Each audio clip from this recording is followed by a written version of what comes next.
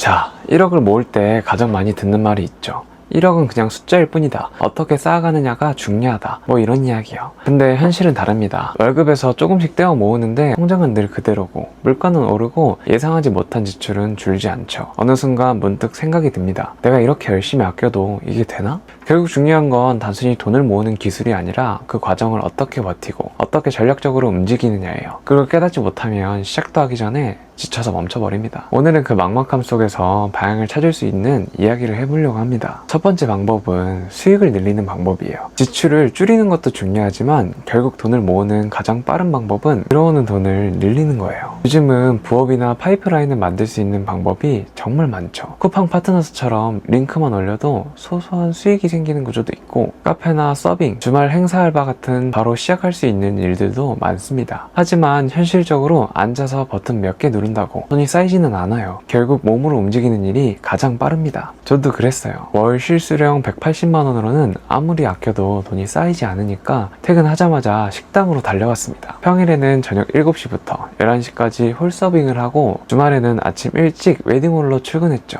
토요일과 일요일 오전 7시부터 4시까지 거의 하루 종일 서서 움직였어요. 접시를 나르고 주문을 받고 끝없이 홀을 돌아다니는 시간이 얼마나 길게 느껴졌는지 모릅니다. 발바닥은 당연히 퉁퉁 붓고 손끝은 유리잔 안으라 다 거칠어졌죠. 하지만 한 달 통장에 430만 원이 찍혔을 때 그 짜릿함은 아직도 기억납니다. 아, 진짜 이제 돈이 모이는구나 하는 확신이 생겼어요. 그렇게 3개월을 버티니 통장에 1000만 원이 넘는 돈이 쌓였고 1년 동안 집중하니 4천만 원이 눈앞에 있었죠. 물론 쉽진 않아요. 주방에서 흘러나오는 뜨거운 열기와 손님들의 끊임없는 호출에 숨이 막힐 때도 많았고, 웨딩홀에서는 하루 수십 번 같은 멘트를 반복해서 하니까 뭔가 정신이 지칠 때가 있었어요. 하지만 매번 숫자가 바뀌는 통장을 볼 때마다 힘이 났습니다. 목표 금액이 쌓여갈수록 이게 진짜 가능하구나 하는 확신이 점점 커졌죠. 그치만 이 영상을 보시면서 어떤 일을 해야 할지 감이 안 온다면 쉬운 알바부터 한번 해보세요. 식당 서빙, 웨딩홀, 카페, 음식 배달처럼 진입장벽이 거의 없는 일들도 많습니다. 요즘 알바는 앱으로 바로 지원해서 할 수 있고 하루만 해도 돈이 들어오는 단기 알바도 많아요. 처음에 한두 달은 몸이 힘들겠지만 어느 순간 몸이 익숙해져서 생활 리듬도 잡힙니다. 그리고 반드시 기간을 정하세요. 3개월 동안 1200만 원을 모으자, 1년 동안 집중해서 4천만 원을 만들자처럼 목표와 기간을 정확히 정하면 훨씬 버티기가 쉽습니다. 두 번째는 지출을 파악하는 거예요. 첫 번째에서 말했듯이 퇴근 후 식당 서빙하고 주말엔 웨딩홀 알바까지 하면서 한 달에 400만 원을 넘게 벌기 시작했어요.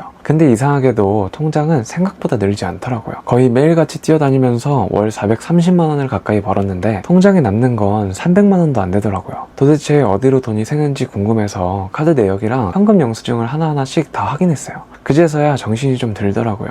통장에 여유가 생기니까 2만원, 5만원이 빠져나가도 티가 안 났던 겁니다. 오늘 서빙하면서 진짜 고생했으니까 치킨 한 마리쯤은 괜찮겠지? 웨딩홀 알바 끝나고 집에 돌아가는 길에 카페 음료 정도는 괜찮잖아. 스스로에게 보상하는 듯 돈을 쓰고 있던 거예요. 하루에 5천원, 만원 정도는 아무렇지 않게 느껴지지만 한 달이 지나면 20만원, 30만원이 순식간에 사라집니다. 그제서야 생각했어요. 아, 이렇게는 절대 못 모으겠구나. 그래서 돈이 빠져나가는 구조부터 바꿨습니다. 월급이나 알바비가 들어오는 날 생활비 전용 통장을 하나 만들었어요. 한 달에 쓸 돈 30만원만 옮기고 체크카드도 그 통장에만 연결했습니다. 처음에는 솔직히 걱정되더라고요. 30만원으로 한 달을 어떻게 버티지 싶은 거예요. 근데 해보니까 생각보다 쉽습니다. 한 달 예산이 눈에 딱 보이니까 불필요한 지출이 싹 사라지는 거예요. 친구들이 밤에 놀자고 불러도 이번 주 예산 다 썼어 하면서 자연스럽게 거절할 수도 있었고, 편의점에서 음료 하나 집을 때도 2번은 생각했어요. 2-3달이 지나면서 생활 리듬도 달라졌습니다. 돈을 쓸 때마다 알림이 뜨니까 오늘은 여기까지만 쓰자 하고 멈출 수도 있었고, 남은 돈으로 한 달을 맞춰가는 게 묘하게 재밌더라고요.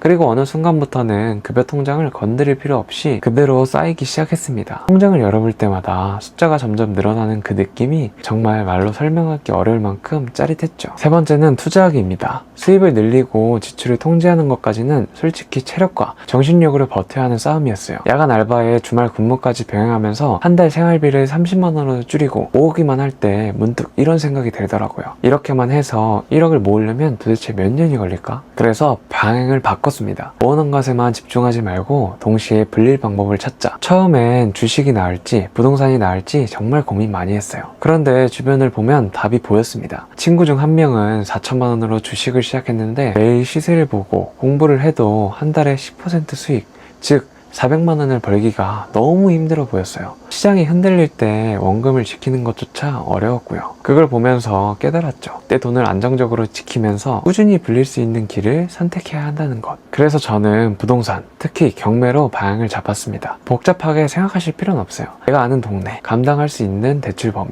이 두 가지만 지켰습니다. 그렇게 종잣돈 4천만 원을 모으고 대출을 활용해 첫 집을 마련했어요. 당시 시세가 약 2억 3천만 원이던 빌라를 1억 3,900만 원에 낙찰을 받았고 바로 전세를 마쳤습니다. 당시 전세 시세가 1억 8,900만 원 정도였기 때문에 세입자를 드리고 나니 제 계좌에는 다시 현금이 남았고 제 자산은 자연스럽게 2억대로 불어난 셈이었죠. 이게 포인트예요. 그냥 모으기만 했다면 4천만 원을 1억으로 키우는데 몇 년은 더 걸렸습니다. 그런데 투자와 모으기를 동시에 가져가니 훨씬 빠르고 안정적으로 성장할 수 있었어요. 솔직히 그 빌라를 그대로 팔았다고 해도 4천만 원이 1억이 되는 건 시간 문제였습니다. 그리고 지금은 팔지 않고 그대로 보유 중이에요. 주변 역세권 개발과 재개발 사업이 진행 중이라서 전세 만기가 돌아오면 세입자를 다시 맞춰 안정적으로 유지할 계획입니다. 경매로 싸게 받았기 때문에 가능한 구조인 것이죠. 저는 이 과정을 겪으면서 확실히 알게 됐습니다. 돈을 빠르게 모으는 것보다 돈을 안정적으로 불리는 게 훨씬 효율적이라는 것을요. 대충만 할 때는 언제쯤 1억을 만들까 라는 불안이 있었는데 투자로 방향을 틀고 나니 돈이 불어나는 속도가 완전히 달라지더라고요. 제가 하고 싶은 말은 이거예요. 투자를 빨리 시작하라는 게 아니라 준비를 빨리 시작하라는 것. 돈을 모으는 1년 동안 공부하고 계획을 세우면 종잣돈이 쌓였을 때 바로 실행할 수 있어요. 주식이든 ETF든 부동산이든 상관없지만 제 경험상 내가 이해할 수 있는 범위 안에서 안정적으로 불릴 수 있는 방법을 선택하는 게 가장 중요합니다. 결국 1억을 빠르게 만드는 건 속도가 아니라 방향입니다. 저축만으로는 갈 수 없는 속도를 저는 투자로 경험했습니다. 4천만 원에서 시작해 2억대의 자산을 만들고 안정적인 현금 흐름을 유지하면서 다음 단계로 나아갈 준비를 할 수 있었던 이유는 바로 여기 있죠. 오늘 영상도 시청해주셔서 감사합니다. 다음 영상에서는 더 유익하고 좋은 정보로 돌아오겠습니다. 감사합니다. 20살의 경매를 알게 됐고 돈이 없어서 더 열심히 공부했어.